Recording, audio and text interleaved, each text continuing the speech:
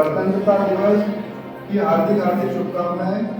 दोस्तों, इस बार हम अपने देश का 77वां गणतंत्रता दिवस मनाने जा रहे हैं और हमें इस दिवस को मनाने से अपने देश के प्रति, अपने समाज के प्रति जो हमारे दायित्वबोध है, कर्तव्यबोध है, सरोकार है, कर्तव्यनिष्ठा है, उनका स्मरण होता है। 26 जनवरी 1950 को हमारा देश गणतंत्र घोषित किया गया था। इसके 2 माह पूर्व ही हमारे देश का संविधान, जो एक विशाल संविधान सभा के द्वारा बनाया गया, वो संविधान सभा भारत के विभिन्न भागों का प्रतिनिधित्व करती थी। उन्होंने संविधान का निर्माण किया। 26 जनवरी की तारीख को ही संविधान के घोषित करने या लागू करने की तिथि के रूप में क्यों चुना गया, उसके पीछे का भी एक लंबा इतिहास है।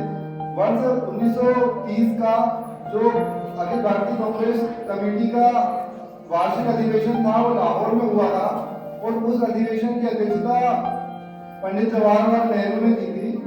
उन्होंने अर्धरात्रि को रावी नदी के तट पर तिरंगा फहराते हुए भारत की पूर्ण स्वाधीनता के लिए एक लक्ष्य निर्धारित करके घोषणा की थी कि हमें देश की पूर्ण स्वाधीनता चाहिए और आगे चलकर देश को लोकतांत्रिक गणराज्य के रूप में स्थापित करेंगे। तो 26 जनवरी 1950 को वो दिन रहा जिस दिन हमने अपने देश का संविधान लागू करा।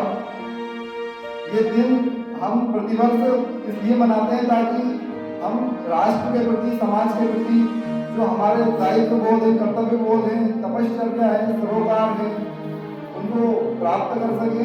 देश के विकासशील राष्ट्र से विकसित राष्ट्र बनाने के लिए अपना सार्थक अवदान दे सके। और कहने वाले ने कहा है कि इस पद का उद्देश्य नहीं है शांत भवन में टिक रहना, किंतु है जाना उस सीमा तक जिसके आगे राह नहीं।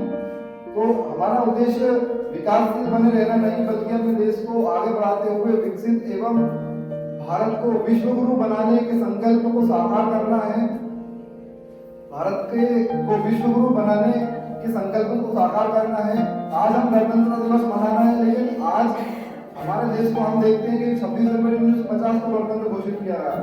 यदि हम आज से 3000 वर्ष पूर्व जाएं, युद्ध काल में हम देखें तो भारत में 10 गणराज्य थे।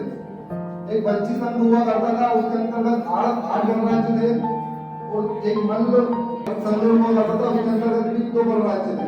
तो भारत की परंपरा बहुत पहले से ही ऐसी रही है कि हम अपने राजाओं का चुनाव करते हैं, जो योग्य और प्रतिभाशाली जो नागरिक हुआ करते हैं, उन्हीं में से हम अपने देश का नेतृत्व चुनते हैं।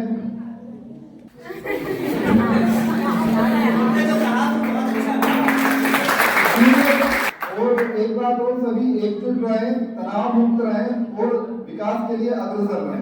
धन्यवाद।